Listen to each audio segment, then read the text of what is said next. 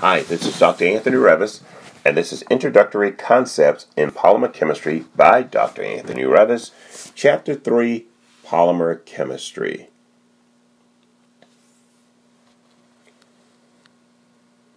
In this chapter, we'll talk about the polymerization processes in more detail. A chain polymerization is what we talk primarily about because essentially the monomers polymerize in a chain fashion. In other words, once one molecule is started, that is, one monomer gets started, it attaches as a chain to other monomers, making a chain of monomers, which become oligomers and then polymers. Chain polymerization involves a stepwise addition of the monomers to each other and then a growing chain. And that's what we talk about when we talk about chain polymerization. It's a little bit like hooking rail cars for trains. So one rail car hooks to another, hooks to another, hooks to another. Eventually you have a really long train. Now it's a three-step mechanism for carrying out chain polymerization. Step number one is called initiation, and that makes sense. You have to get it started. So initiation, there's an attack of a radical, a cation, or an anion on a double bond, okay? Or occasionally that will happen in the reverse fashion. But typically we draw this where the attack is of the cation or the anion on a double bond. And we say actually vice versa, because typically mechanisms flow from the negative side or the radical side towards the pi bond system. So for example, in the case of the radical and the anion, certainly you would expect that the attack would be on the double bond. However, in the case of the cation, since it's a vacant orbital, that's why it has a positive charge, you'd expect that the attack would go towards the cation. So the attack happens either towards the double bond, or the electrons attack the pi bond because it finds the most acidic carbon. Okay, so you want to keep that in mind when you look at the mechanism. Typically, the radical has a half arrow towards the double bond. The anion has a full arrow towards the double bond. Or in the case of a cationic initiation, the double bond takes a full arrow towards the cationic center. Okay, so that's initiation. So you want to be aware of that and take a look at the mechanism for initiation in more detail. Then, after it's initiated, there's propagation, which is growth of the polymer chains by repeated radical or whatever the species is. Chain attack. So each after initiation, the other monomers are then subsequently attacked by the growing species. Okay, so for example, if it's a radical polymerization, it attacks a double bond, then that radical attacks the next double bond, so on, so on, so on. If it's cationic, the double bond attacks the positive center, then the next one positive center, so on and so on. And anionic, the negative anion attacks the double bond, and so on as it grows. Okay. Now that growth is dependent on several factors, and you'll learn more about those factors later in the course. But essentially, it'll go until it's as large as it's going to get. Okay. So each polymer is unique in how well and how long it grows, and it's dependent on, again, many factors, and those factors will become evident. But in general, this will go to give you thousands of units to make a polymer in general. So, but after propagation, it has to be stopped, it has to be terminated, or quenched is a term you hear used. Stopping the polymer growth by addition of a compound, a quenching agent, to capture the radical or whatever the species is that remains. All right, now, so you see us talk quite a bit about radical, and as a matter of fact, we use radical as an example a lot, more than we probably should, but the mechanism is pretty much the same for radical, cation, or anion. So if you hear me say one or the other, essentially the mechanism overall is the same, except that it has a radical center, a cationic center, or an anionic center involved. So these are your 3 steps. Recap. You have initiation, which starts the active species for polymerization. That active species attacks another monomer, which moves to propagation. That propagation then is stopped by termination, either with some quenching agent or self-quenching, and you'll learn more about that a bit further in this particular chapter. Okay?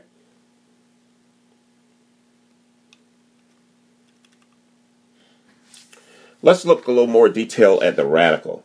The radical polymerization involves a reaction with a double bond of pi system olefins, alkenes. Examples of what happens for preparation of paraffin, polypropylene, polyethylene, PVC, Teflon, polystyrene, and polymethyl methacrylate. These are examples of polymers that you would achieve from radical polymerization. So let's take a look at the first step in this radical polymerization. We've already generated a radical, and we'll show you how those radicals are generated. But you have a radical generating species. Peroxide is a very popular one, and then another one is AIBN, which produces a carbon-centered radical. In the case of peroxides, you generate an oxygen-centered radical. So you take this radical, and we show it as R dot, plus a monomer, and we get a single arrow attack on the monomer. And we say single arrow attack, we assume that you understand single arrow attacks from organic chemistry, but in radical mechanism we draw a half arrow. So occasionally you'll see me say the term single-headed arrow, but that means a half arrow is what the popular term for it. So you'll see a half arrow or a full arrow, and you'll hear me use those terms. So when it comes to radicals, this is a half arrow attack on the double bond. So it attacks the double bond and creates this new radical species.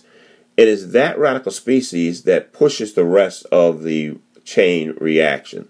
So you create the new R carbon-carbon radical species, shown in initiation. That initiation then attacks the second step, another monomer, or olefin, alkene, a pi bond system, and it adds a new 2-carbon unit, and that's how the polymerizations proceed. They proceed in 2-carbon units, and we'll show you how to be able to identify those also in this particular study. And so we get the propagated radical, and it's a radical now, and that radical is the active species that's quenched, and we call it a quench Q terminator. In other words, some hydrogen source or some other source that captures the radical and stops it after it's produced a certain number of monomer units, produce a certain number of monomer unit chains in the polymer. So that's what we show here when we say termination. There's N units that have been polymerized, so the chains built up. R group on the left shows the radical species that initiated is on the left side, and on the right side we show Q, which could be a hydrogen or some other species depending on how you want to quench it. Hydrogen is very popular quench for many of the polymers. But essentially it terminates it. So what you have is your initiation, attacks the pi system of the monomer. That new formed radical species attacks another monomer. That monomer continues to grow through at least 1,000 units or so, or until whatever size the polymer is going to grow, depending on its functionality, its original functionality.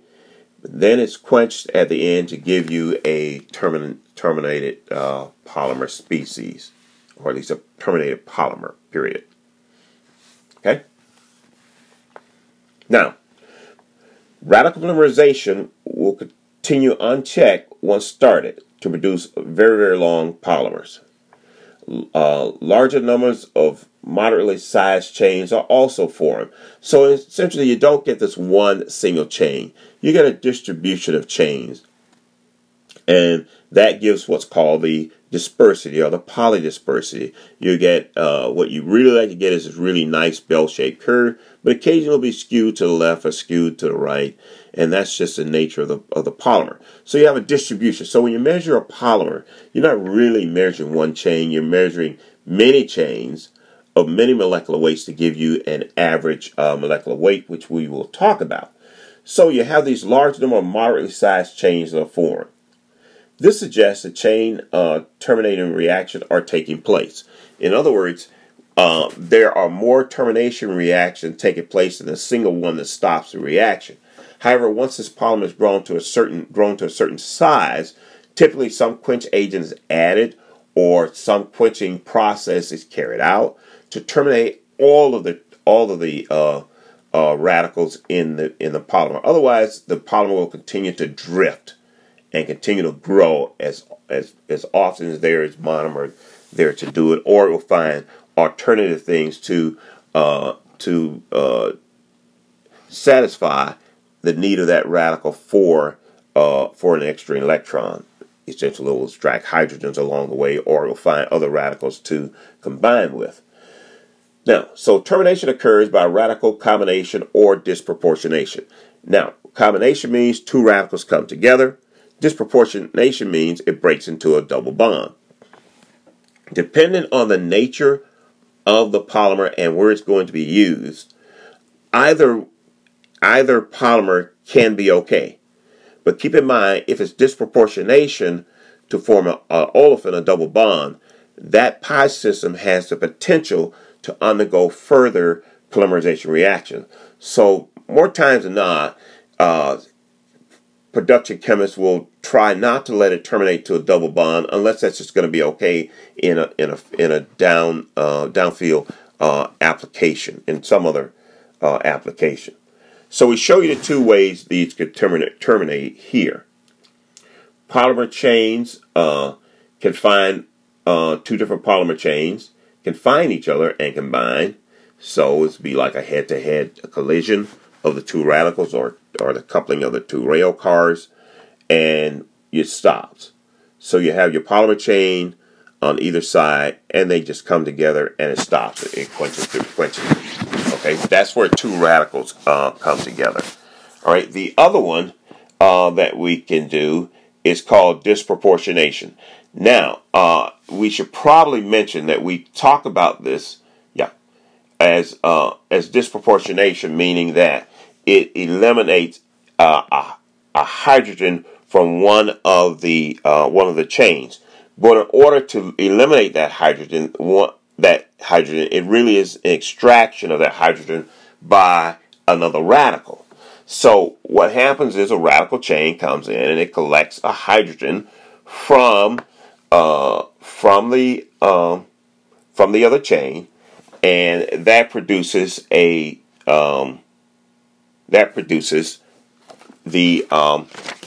terminated double bond. Okay.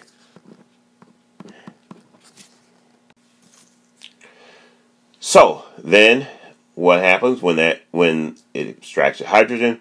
You create an olefin, a double bond, new pi system on one end, and a terminated hydrogen on the other. So one end of the chain will have a double bond, the other will have a hydrogen on it. We're going to undergo radical combination or disproportionation. So when you undergo disproportionation, you get the double bond and a hydrogen. When you undergo radical combination, the two radical heads meet.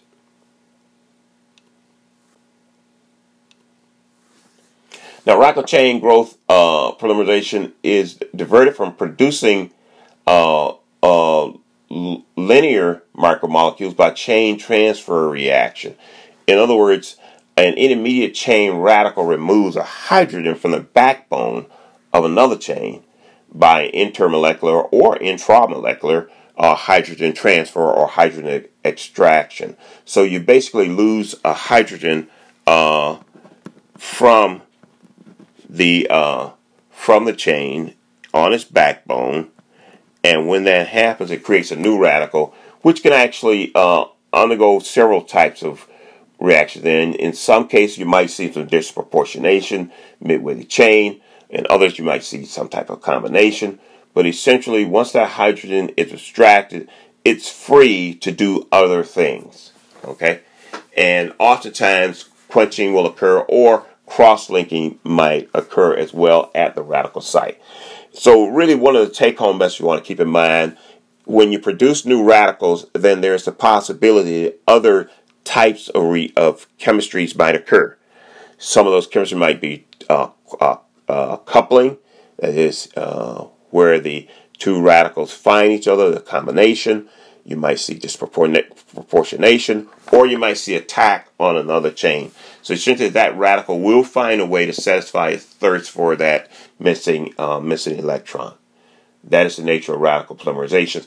But the chemistry and the processes for running these is so well controlled too. For the most part, polymer chemists know what they're going to get, and they know how to control it, and they know when and how to quench it for the desired product. Now, we talk about these radical polymerizations, therefore we have to talk about the radical initiators. How do we start initiators? We show you the radical initiators here. A very popular one is benzoyl peroxide or some other peroxide, and this one happens to be very, very popular for generating an oxyradical, and that's the oxygen-centered radical that attacks the monomer for your initiation. And then you have AIBN, which is a very popular one, as well as an azo-generated radical, and it produces a carbon-centered radical that can attack the pi system of the monomer. So these are two very popular ones. We won't talk any more about these because these are pretty common materials or common radical initiators, and you can Google and find many, many more. It just depends on the process they're running and other factors such as solubility in the medium, what's available as a raw material, what's your composition position on which materials are useful or not useful, and which one cost is part of it, as well as environmental concerns. So each manufacturer has their own favorites when it comes to these, but these two are very, very popular and have been around for some time. Now, we just like to point out, however, there are also cationic initiators that we will be talking about. There are also anionic initiators, and we'll be talking about those types of polymerizations as well. And on the anionic area, there's a special organometallic group that we will talk about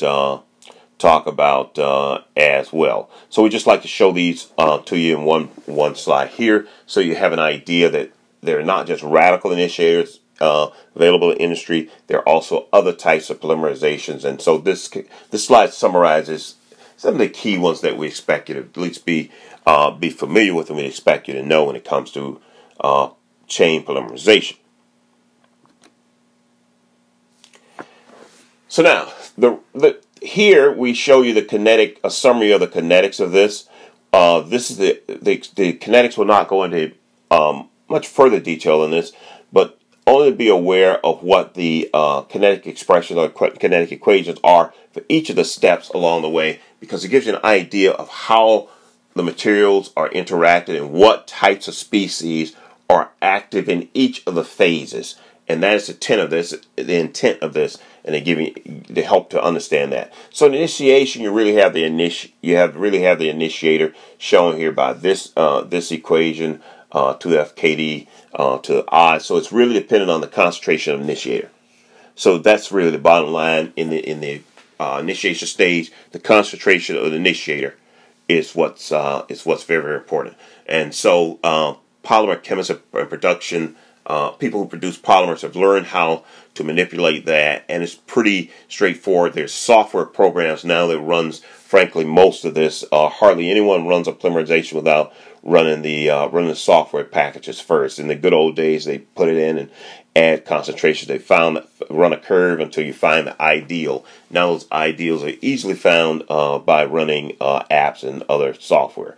But this is what the app is doing.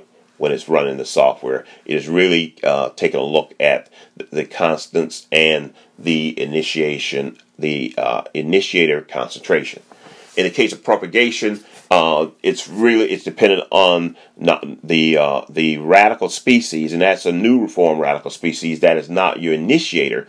That is that first chain or that second chain or third chain or whatever number of chains, because keep in mind there's a distribution of chains being formed in this polymerization process. You not just have one chain that you carry to the end, then it comes back and gets another one. You have one that starts, then the others start in some reasonable time behind that, and so on and so forth. And this equation helps to deal with that.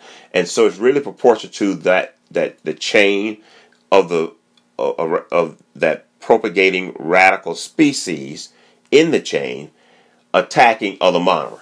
So you have those two factors. So you have to keep feeding the monomer, and you have to keep the radical alive. And that's the bottom line for understanding propagation. Keep feeding monomer and keep the radical alive. And that requires certain tricks and techniques that are well known in the industry. You might guess one of the techniques is to keeping the radical alive is to keep it away from sources where it would easily extract them or be terminated in some fashion. And also keep it where it doesn't undergo disproportionation to a double bond. But if that happens, and it would be hard to determine whether it didn't happen, frankly, but if that did happen, it was most likely find a way to continue growing. Okay? So that's propagation. And then termination is going to depend on two radical species finding each other in some fashion. And we talk about that. We don't show you here the disproportionation mechanism. So this is a real popular one here. We don't show you the disproportionation one. That's happening somewhere in here. And these are not really as clean as we like to make them look. And the software really kind of reveals that. But for teaching purposes and for understanding the concepts, these are the three mechanisms. Your termination really looks at the concentrations of the radicals in the soup, in the polymerization process. And that's what you're concerned with when you think of termination. Okay? We show you here what F was equal to, by the way, here. It involves several factors. These are not very, very simple terms. But in a nutshell, for understanding concepts in polymers, we can understand initiation by thinking about the concentration of the initiator. For propagation, we can understand the concepts and the rates and how those rates influence by understanding the monomer concentration and the concentration of a propagating radical in the polymerization mixture. For termination, we can understand termination and how termination can occur by thinking of the radical species being quenched, and one of the main quenching mechanisms or stopping or pausing or closing mechanisms for it is for two radicals to find each other or find something else unique it can do to terminate it. And these are the simplified equations that we look at, and this is how we would do them if we were calculating by hand. But again, most of this isn't done by hand anymore. It's done by apps. Okay? So what are some of the basic assumptions that we consider when we look at this? The basic assumptions. Both coupling and termination are second order. That's worth remembering. So both the coupling and termination are second order, and you can see that when you take a look at the equation. The rate of removal of chain radicals is a sum of the rate of the two terminating reactions. Okay? It's the sum of them. Another assumption is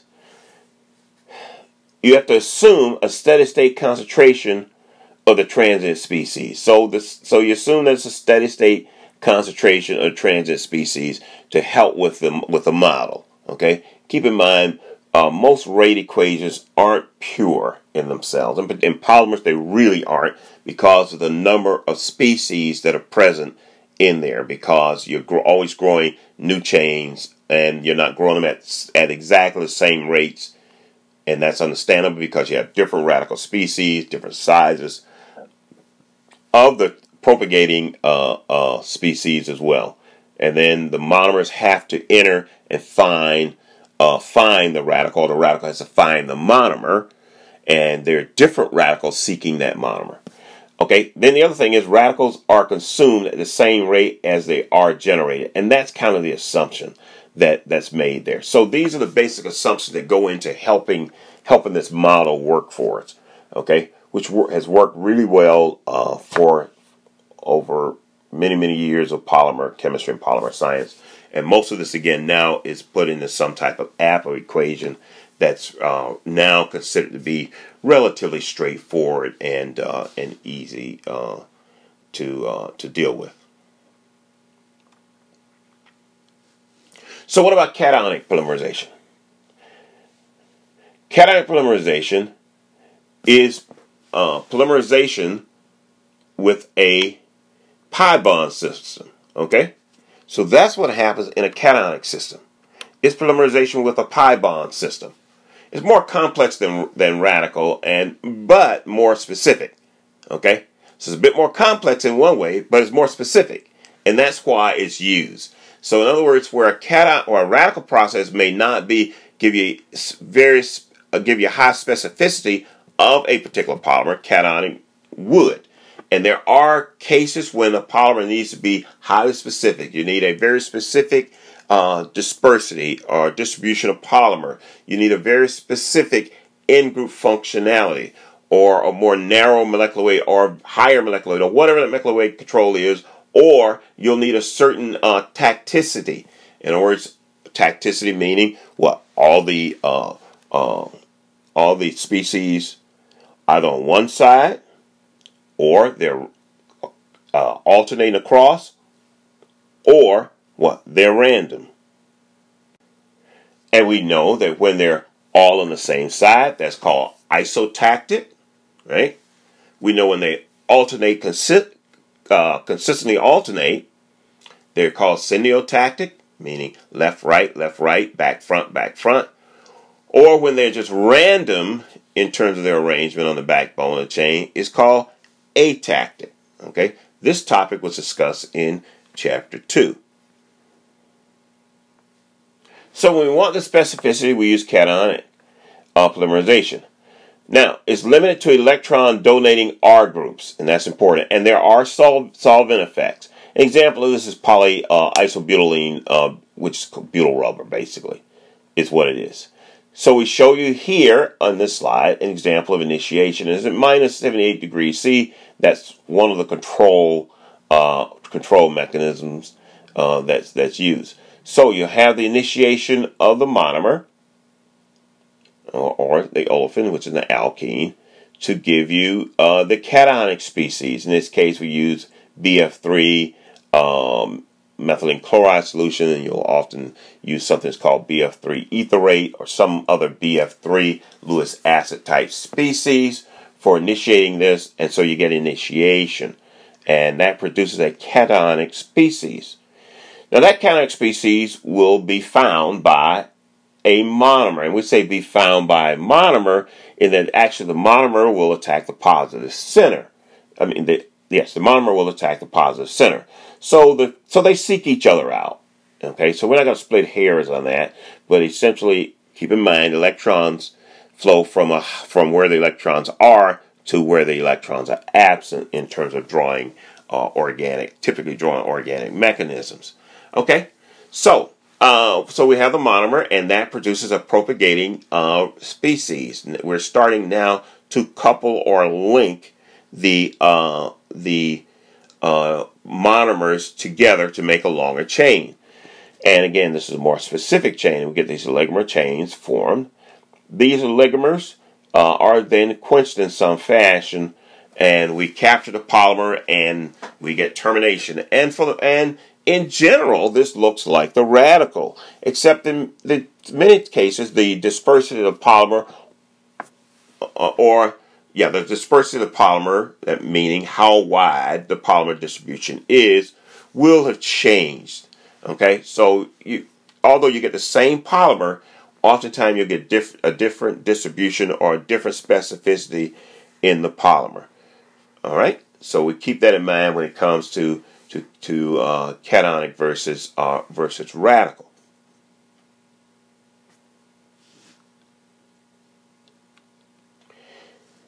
Cationic polymerization are initiated by electrophilic agents, okay, such as HCl, HBr, other acids of that type, sulfuric acid, okay, and other acids. So basically, a carbonium ion compound, an electron, what happens is you have a carbonium ion compounds. You have these carbonium ion compounds, if I can get that out, that can accept the electrons from the olefin, or you have these proton sources that will find the pi bond system, and as is typical for organic chemistry, initiate a new cationic center on that original pi bond. Okay, so cationic polymerization works pretty much like typical organic chemistry. It's a basic cationic mechanism that you're carrying out. So let's repeat then. We have this so let's repeat it again. Sorry about that. We have this carbonium ion compound, okay, that interacts with the olefin system to produce a new cationic system. And cationic polymerization goes faster at lower temperature. Okay, that is the nature of it. All right. Now, there are many Lewis acids that can be used, and we know that Lewis acids are species that have the ability to accept a set of electrons. But these Lewis acids often require a co-initiator, such as water or alcohol species, and it's said that this helps stretch the electrons in the transition state. So essentially, it's well known that you add a protic solvent, alcohol, or to this, or you add a halo organic compound, and this really helps facilitate the electron attractive properties of the Lewis acid for the olefin. In other words, the olefin bonds are more attracted to a Lewis acid that is further activated by water or alcohol. That is the bottom line statement for you. Okay, so let me repeat that. The olefin, the monomer, is more attracted to a Lewis acid that is further activated by water or alcohol, and that is the state of the art. Okay, we show you here some cationic initiators here. We're going to talk more about the Ziegler-Natta catalyst here, but these are typical. Again, you can Google these and you'll find a list of the most common ones, and each manufacturer has their favorites and their derivatives of these. That brings us to the anionic polymerization. In an anionic polymerization, there is a reaction with a pi bond. So the anion reacts with the pi bond, and that's what starts the polymerization. Okay, and once it gets started, it proceeds much like the other polymerization that we've already been talking about. All right, so it attacks a pi bond, and this too is a bit more complex than this is more complex than the radical polymerization. So the simplest polymerization, or the least complex, is the cationic. Then the radical's more complex than that. Then the anionic's even more complex than the radical. You get it? It's more complex than the radical, but it's still, again, more specific. So essentially, these anionic polymerizations tend to be more specific than the radical polymerization. Now, it requires electron withdrawing groups on the R group and solvent effects, very much like like we learned for cations. So you'll see those types of solvent effects in these species as well, and you might expect that because they're ionic reactions. Ionic reactions tend to respond to other species in its environment, and particularly solvents, polar solvents, polar solvents, protic solvents, those having protons in them, tend to influence the behavior of the anionic polymerization. So here we show you an initiation using an organolithium reagent, which you've learned already in organic chemistry. So you have this organolithium reagent that attacks the double bond. Keep in mind the negative center at the butyl lithium attacks in this case, the styrene monomer. So it attacks it to give you the initiated species, the negative initiated species with lithium as a counterion, and then that species further attacks more polystyrene monomers, undergoes propagation to produce these oligomers. These oligomers continue to grow into these large polymers, and then those large polymers are again quenched with some quenching agent that's typical to the industry and typical to what the end use will be. Hydrogen, by the way, is very popular. And many of these, you just add water. Just quench it with some water, and maybe not water, maybe it's water, buffered water, or some type of water. Okay, so it's essentially water. That's added here. So it'll be some type of water source it might be a little bit acidic or something like that.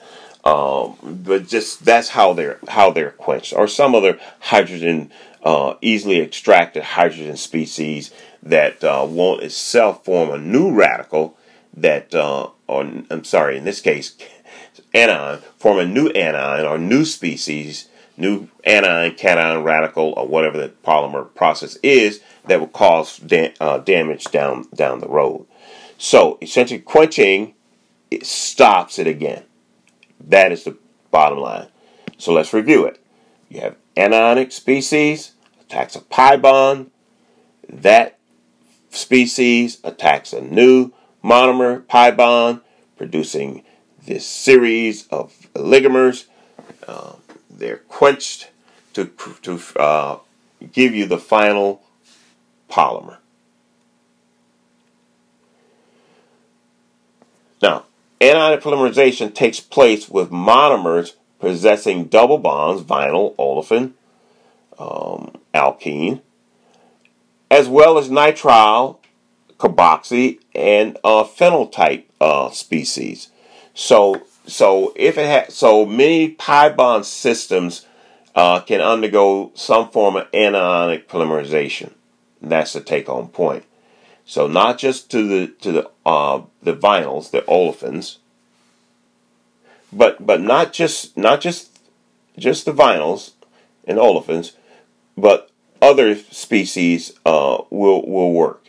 Now, the nucleophilic polymerizations are initiated by nucleophilic addition to the double bond of the monomer, as we've already shown you in the mechanism. The nucleophile can be an ion such as hydroxide, alkoxide, cyanide, carbanion, some form of carbanion, okay, is there. The carbanion can also be originated from organometallic species, the lithiums, the Grignard reagents, can all do these things. Now, there's an alternative to this. It's called electron transfer, and we won't get into that, but it does essentially the same thing. It undergoes electron transfer, creates an anionic species, okay, all right?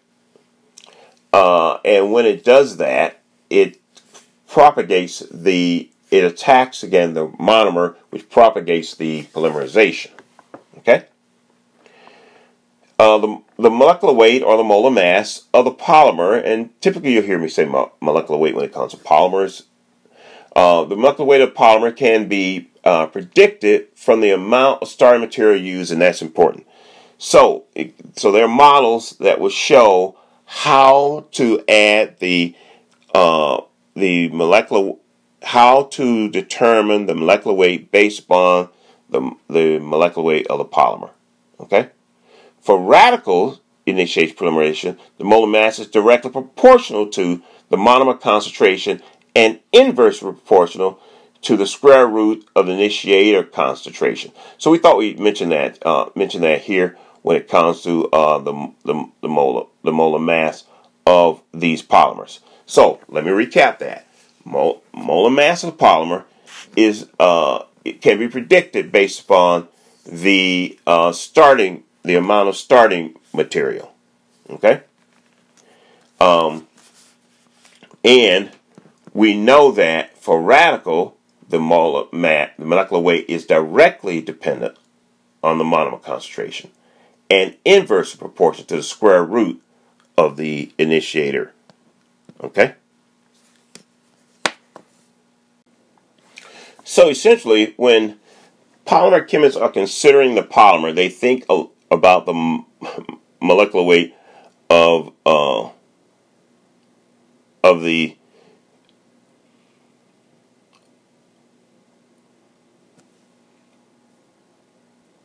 So when polymer chemists are thinking about which polymers they're going to build, they keep these factors in mind, that the molecular weight of the polymer, okay, is predicted by the amount of starting material. So how much starting material helps them to understand what they're going to do and how they're going to get the molecular weight of the polymer they need for the final end-use product.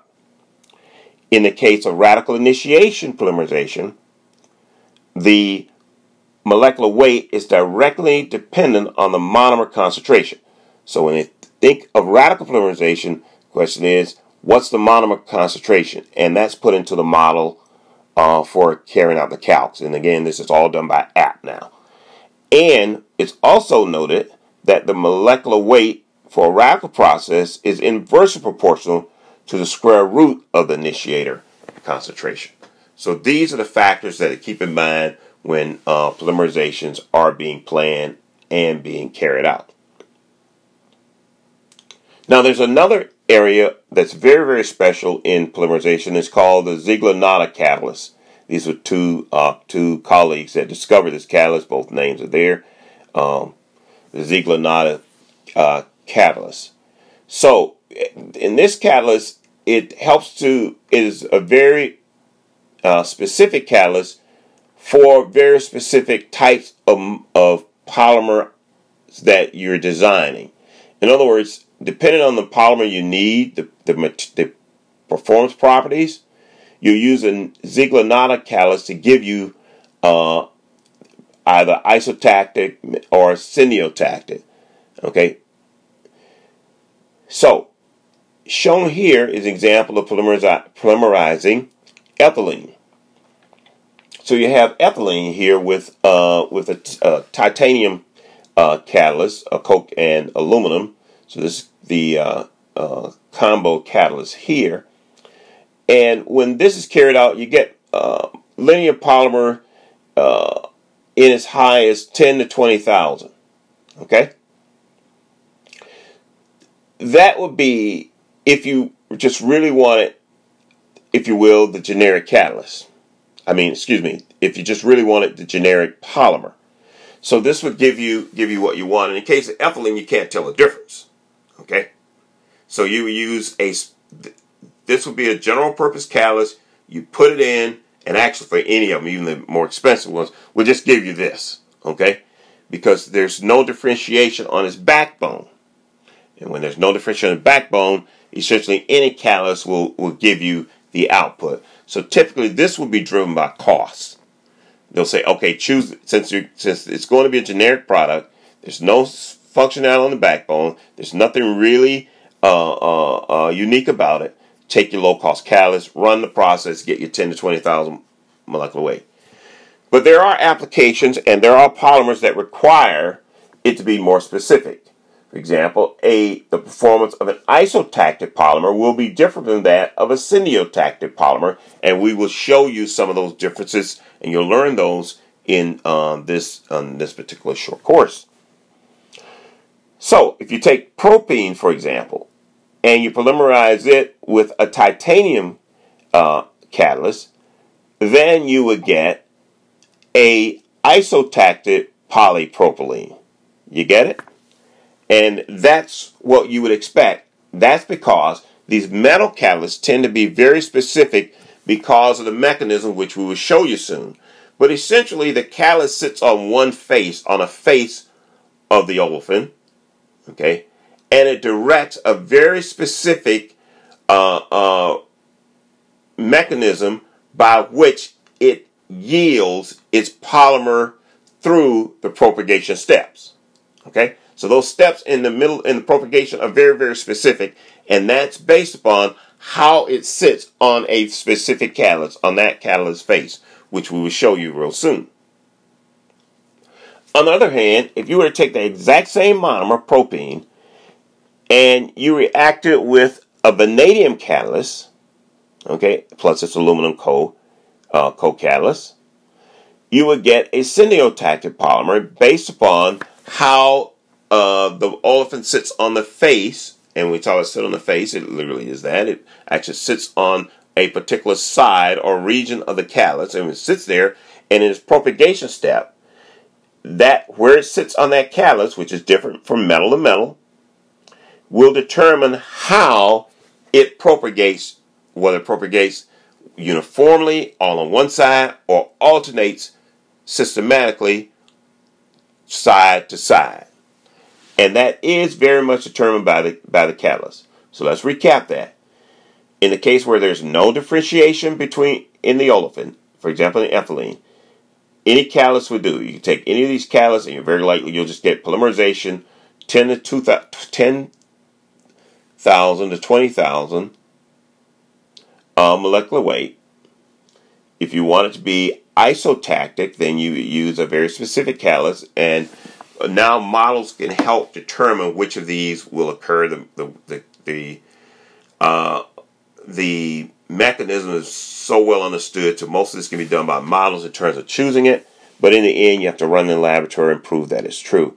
So in this case, it's proven in the laboratory that titanium with aluminum co-catalyst works to give you all isotactic, therefore it's taken out to the plant, it's processed, and you get your isotactic polypropylene. On the other hand, vanadium undergoes a syntactic, meaning front, back, left, right, addition, propagation mechanism to yield the alternating functionality in propylene polymer, polypropylene polymer. So here we show you the mechanism for this, and this is generally true. We show you here for the titanium. Here we have the Ziegler-Natta catalyst, which will interact with the pi bond. In the first step in this, we have the RM there, which is really your co-catalyst or your co-solvent, which helps to activate the catalyst. So essentially, you have your activation in the first step here for your catalyst. So some of the metal occurs there. We show you in the case of aluminum, etc. So you have the activated species that then interact in a very specific or face-specific, face meaning side of the titanium in the activated titanium catalyst, and then it undergoes insertion. So it inserts now, and now we've gotten a part of the species that's going to start to propagate. And that's what happens in the next step. We add another olefin, and it adds to the face, not directly to the first added species, but it adds to the face. Okay? After it adds, the next step is another insertion, and when that happens, we start to grow more of the catalyst. Okay? I'm sorry, more of the propagating polymer, not catalyst. We start to grow more of the propagating polymer, and then we continue to insert olefin, adds the same way, and then we get the polyolefin. So these are the steps in the mechanism. First step is formation of catalyst. Next step, the first step is activation of the catalyst. That activated catalyst interacts with the olefin. That olefin undergoes insertion, after insertion, after insertion, after insertion, until we get to the final polyolefin species. Okay, so this is a generic mechanism for carrying out a metal catalyzed polymerization. And the real key is to note that the catalyst is activated. We get complexation, meaning it sits on one face of the metal catalyst. That complex species undergoes insertion. Then the next olefin comes in, it sits on the face of the titanium or on the metal as a complex. That complex undergoes insertion, and it repeats that over and over again. Olefin interacts at the face of the metal as a complex. That complex inserts, and it repeats and repeats until it grows the polymer. Okay? So depending on the catalyst, you'll get atactic, isotactic, or synotactic polymers. So let's talk about these, and let's talk about it as we look essentially what happens with radical versus Ziegler-Natta. Okay? So crystallinity in polymers occurs largely due to the regularity of the isotactic and the synotactic again, the synotactic structure in the polymer. So, depending on what's isotactic, synotactic, we get a certain amount of crystallinity.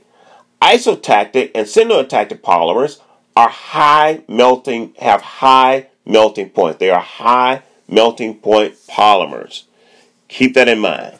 Isotactic, synotactic, because of the consistency of the polymer allows them to stack, essentially molecules stack. Polymers, we think of polymers as stacking, like stacking chairs in kindergarten, but they essentially stack or interact a certain way. And depending on that stacking or interacting, it will give you certain properties. The more uniform the stacking, the higher the melting point is. More uniformity occurs when the polymers are more uniform. And isotactic and synotactic polymers, they are both uniform polymers. Therefore, we can expect high melting points. So you can almost predict it based upon the structure of the polymer itself.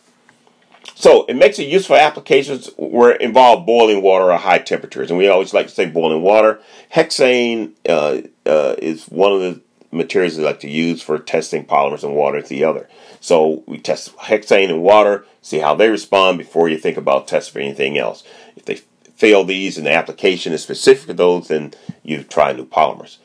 Atactic polymers are prepared by radical chain polymerization with branches due to extraction of the hydrogen atom. Okay? Both isotactic and synotactic polymers they use Ziegler-Natta organometallic catalysts. In other words, generally speaking, the generic polymers are made by the atactic polymer process, which is a radical process. So radical polymerization tends to give you more of a random distribution. That is the take-home point. And Ziegler-Natta tends to give you very high specificity. That is the take-home point of this entire discussion. If you want specificity, you use Ziegler-Natta. If you don't care about specificity, you use radical.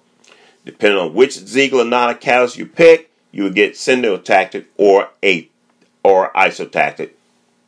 And the polymer monomers used today, the production and process chemists know which ones to use. We use the example again of polypropylene. We know that for polypropylene, we polymerize to get the isotactic polypropylene by using a titanium-based catalyst. We use vanadium to give us a syndiotactic base polymer from polypropylene.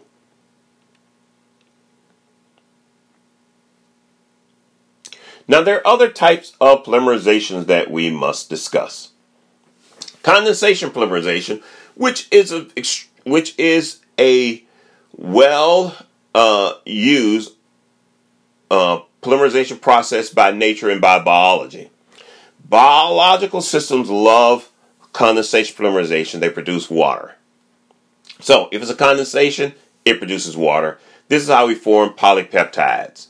Okay, so you start an amino acid. It self-polymerizes within the body and within biological systems to produce polypeptides. So we show you here an example of the alpha amino acid to produce a polypeptide. You also can undergo D-glucose will undergo condensation polymerization, which means it eliminates water to produce cellulose. Keep in mind, condensation polymerization produces water. That's how you know it's a condensation polymerization. It eliminates water. If you take beta-hydroxybutyric acid, you can perform pH. You can perform the polymerization, or the polymerization will occur to give you pH pHb. Again, the polybutyric acid is what we get. And these are all by condensation polymerization. Okay?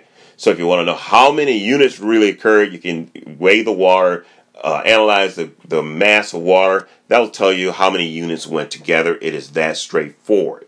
Okay? And nature uses it. This is a natural process for nature. So this polymerization, you want to keep in mind, condensation produces water. It is used by nature as a primary source for making building blocks for life. Another form of condensation polymerization produces PET or PETE, which is used to make tough containers and all types of containers. You use to make water bottles. Containers is what this type of polymerization is used for. In this particular case, we show you dimethyl terephthalate with ethylene glycol, and we produce the PET or PETE derivative by, again, condensation. And so in this case, we have condensation to form ester bonds. So we form these new ester bonds. So this is a polyester that's formed here, although we talk about it slightly differently. We talk about the classical polyesters, like the ones you wear in your suits, or like the ones that you saw in the old John Travolta movies.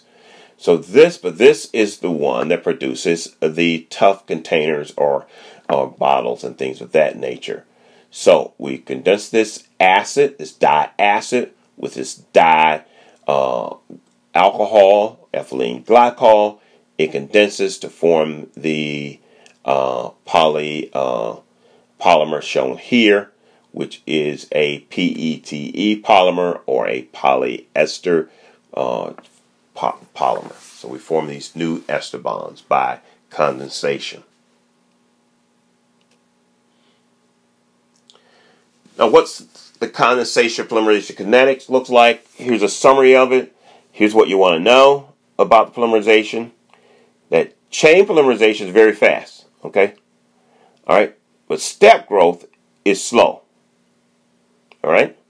So we talk about this. This is going to be a step growth. Okay? This is not a chain polymerization. But chain polymerization is fast. But step growth, okay, is slow. All right? So this is all relative. Again, for a radical, it's very fast. Chain polymerization. Step growth, on the other hand, is slow. And slow is a relative term. Okay? So here's what generally happens for a condensation polymerization. We show you again. It's going to be dependent upon the concentration of A. It's going to be dependent upon the concentration of A and B. Okay, you got it? For both the monomers. Both the monomers play a role in this type of process. So we have the rate constant times the concentration A times concentration B for a general polymerization involving condensation, which is slightly different from a radical process that we've already talked about, the very fast radical process. The condensation is relatively slow compared to radical. In the case of an ester polymerization, which is very important, we show you the acid catalyzed rate equation is shown here, where the concentration of the monomer is double and the concentration of other monomer is not. This is the extent that we expect you to know in this concept course. Other courses will look at this in more detail. The bottom line here is that in condensation is a slower process than the radical process, and it is very much dependent on the concentration of those monomers as it grows in a stepwise fashion. Okay, so each monomer adds step after step after step. So it's called stepwise growth.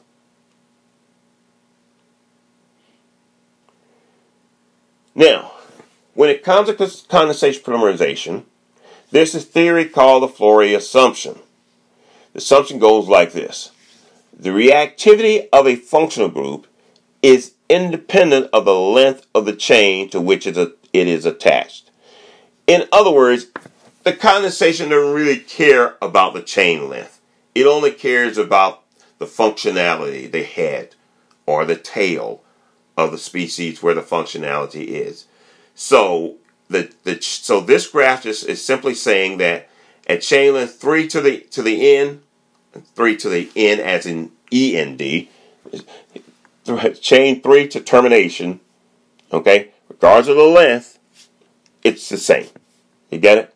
So you really want to consider the reactivity of the functionality, not the chain length. And that's sometimes confusing when we think about it. And that really goes back to looking at the kinetic mechanism in more detail, and it makes a lot more sense. And in this particular course, we won't go into that level of depth. If you're interested in that, we can have conversations about it.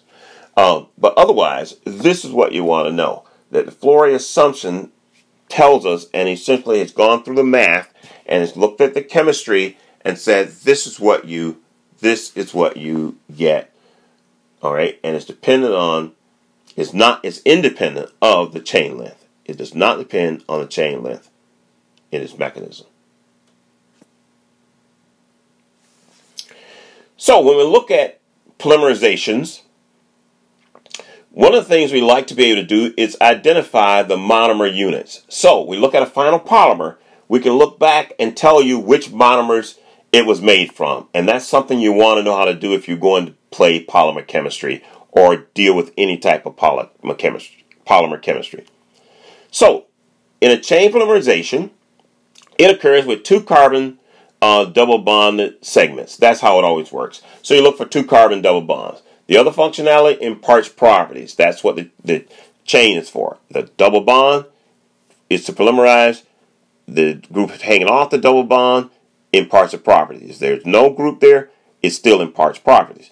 The monomer unit can be identified by looking at a 2 carbon repeating segment in the polymer as we show you here. We show an example of isotactic polypropylene. If we do kind of a retro analysis of this, we essentially discover that it comes from propylene. And we can see on the right side of this particular slide what we call a retro cleavage of the polypropylene, shown with the red lines. We just chop it along the red lines and we discover the polymer unit. Likewise, if we take an isotactic polystyrene, we discover it comes from styrene. Styrene is not too hard to identify. You look for the phenyl group. But you essentially take the polymer and you break it at 2 carbon segments, and it tells you which olefin the polymer originally came from. So this is how we identify them when it comes to chain polymerization. Now, another important feature of dealing with the monomer unit is to be able to know its orientation. In other words, there are 3 different ways that the orientation can occur. You can have what's called head-to-head, head-to-tail, or random. And it's just like it said. In the case of head-to-tail, which is by far the most popular form of polymerization, in head-to-head, it will have the head part, which starts in this illustration at the R group. We'll go with the tail, which doesn't have the R group, and that will repeat. In head-to-head, you'll have the 2 R groups facing each other, which means that the 2 tails will then face each other. So head-to-head is the same as tail-to-tail. And then you have the random. And then random is exactly what it said. It can have a combination of head-to-head, head-to-tail, and any other combination that you might be able to envision. So when you are identifying the monomer units, you want to take that into consideration. But in most of the standard commercial polymers, it's pretty straightforward. Okay, so keep that in mind with regard to chain polymerization of 2-carbon double bond segments. We can do the same thing with condensation polymerization. But condensation polymerization occurs as complementary functional groups are bonding. Okay, so you have these complementary functional groups that are bonding. In other words, in this particular case, in this case you have an amine with an alcohol, but you may have an alcohol with an acid, and so on and so forth. And you essentially do the same thing. You look for the 2-carbon unit groups, and you basically break them at those 2-carbon units. Okay, and you essentially get the units or the parts from which the polymer was built. So essentially it shows you where the monomers are. So the process is the same, whether it's condensation or whether it's chain. You look for the unique groups. Now, but in the case of a chain, it's going to be a 2-carbon break. In the case of condensation, you're looking for that entire unit, which may be more than 2 carbons. You get it? So you look for where does the repeat start in the case of the condensation, and that's where you break it, and that'll tell you whether or not it came from, whether it was polymerization of a single monomer or perhaps a co-polymerization to achieve the condensation. All right? So there we have it. We know how to look at condensation polymerization for its monomer units as well. So let's take this a bit further and look at a well-known biological polymer, that is a protein. So essentially you have monomers in proteins, which are amides, and these proteins are formed by condensation polymerization. So a peptide bond is a covalent bond that's formed between the carboxylic acid end and the amino end of the group. And we show you that in this diagram here, where we have the amino acid self-condensing, which means it's condensing with itself to eliminate water, and that goes on to give you the polypeptide, which is your protein.